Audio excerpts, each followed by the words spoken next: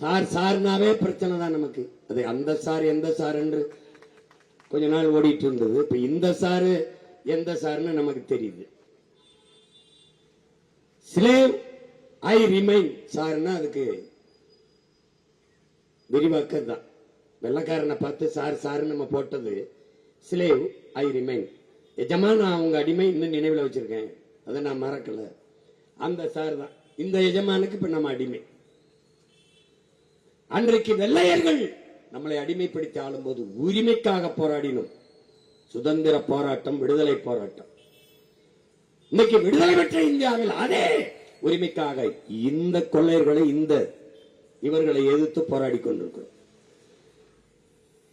ஜனநாயக நாட்டில் வாக்கு என்பது ஒவ்வொரு குடிமகனின் அடிப்படை உரிமை, மதிப்புமிக்க உரிமை, ஒரு வலிமை மிக்க ஆயுதம் ஜனநாயகத்தில் குடிகளின் கையிலே ஒப்படைக்கப்பட்டிருக்கிறது. அதைத்தான் புரட்சியாளர் அம்பேத்கர் மதிப்புமிக்க நமது உரிமையை சில ரொட்டி துண்டுகளுக்காக விற்பது என்பது அவமானகரமானது என்று அறிவுறுத்துகிறார். அப்ப மதிப்புமிக்க உரிமை, மக்களாட்சியை ஏற்றுக்கொண்ட ஒரு நாட்டில் குடிகளுக்கு இருக்கிற கடைசி கருவி வாக்குதான், ஓட்டுதான். அந்த உரிமைதான். அந்த உரிமையை பெறுவது, அதை பாதுகாப்பது, அதை தக்க வைத்துக் கொள்வதிலே இவ்வளவு பிரச்சனை என்றால் இது உண்மையிலேயே ஜனநாயக நாடுதானா?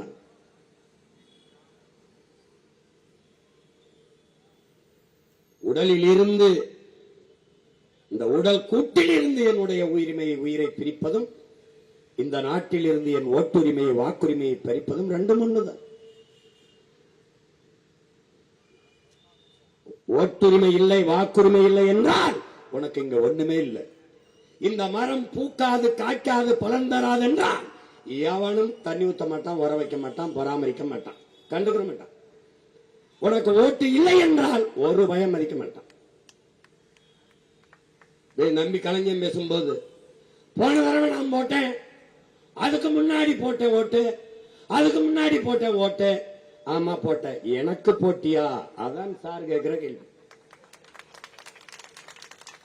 எனக்கு போட்டா போடாத ஓட்டு உனக்கு இருந்தான்னு இல்லைன்னா தூக்குடா. இப்ப நாம என்ன செய்யணும்? இவனை மொத்தமா தூக்குடா, அவங்கள தூக்குடா.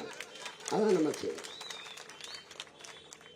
இந்த உனக்கு தான் தேர்தல் நிக்கணும், வெல்லணும், இந்த வேலையில எனக்கு வேற மயிரே கிடையாது.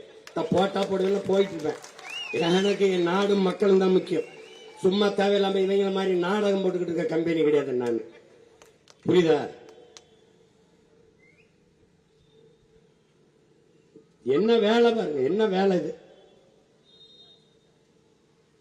அதை மட்டும் வாக்காளர் பட்டியல் திருத்தம் என்று அறிவிச்சு வந்து, அது 6 மாசம், ஒரு வருஷம், ஒரு ஆண்டு காலம் எடுத்து உரிய அதிகாரிகளை நியமித்து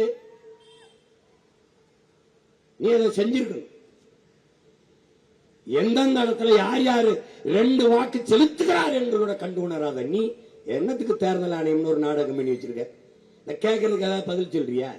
இது ஜனநாயக நாடுன்ற இந்த நாட்டில் எல்லா தலைவரும் பேசுறாங்கடா. இடைத்தேர்தல் என்றாலே ஆட்சி, எந்த கட்சி ஆட்சியில் இருக்கோ அதான் ஜெயிக்குங்கிறான். சொல்றானா இல்லையா? அப்ப இது ஜனநாயகமாடா? எந்த கட்சி ஆட்சியில் இருக்கிறதோ அதுதான் இடைத்தேர்தலில் வெல்லும் என்றால் அதுக்கு பொருள் என்ன, அர்த்தம் என்ன, என்ன நம்ம புரிஞ்சுக்கிறது? அவன்கிட்ட தான் அதிகாரம் இருக்கும், அவனுக்கு தான் உளவுத்துறை, காவல்துறை, தேர்தல் ஆணையம் எல்லாம் அவர்களுக்காக தான் வேலை செய்வார்கள். அதனால் அவர்கள் கள்ளவாட்டு போடுவார்கள். அவர்கள் எண்ணுவதுதான் வாக்கு, அவர்கள் எண்ணி சொல்வதுதான் வாக்கு. அப்படின்னா எப்படி? அப்ப எதுக்கு இது ஜனநாயக நாடு என்று சொல்கிறாய்? எப்படி? ஐயா கருணாநிதி இருக்கும்போது, ஆட்சியில் இருக்கும்போது அம்மையார் ஜெயலலிதா இடைத்தேர்தலில் போட்டியிட மாட்டார்கள். அதிமுக இருக்கும்போது திமுக போட்டியிடாது. ஆனால் 2 பேரும் இருக்கும் போதும் இடைத்தேர்தலில் துணிந்து போட்டியிட்ட ஒரே அரசியல் இயக்கம் நாம் தமிழர் கட்சி மட்டும்தான்.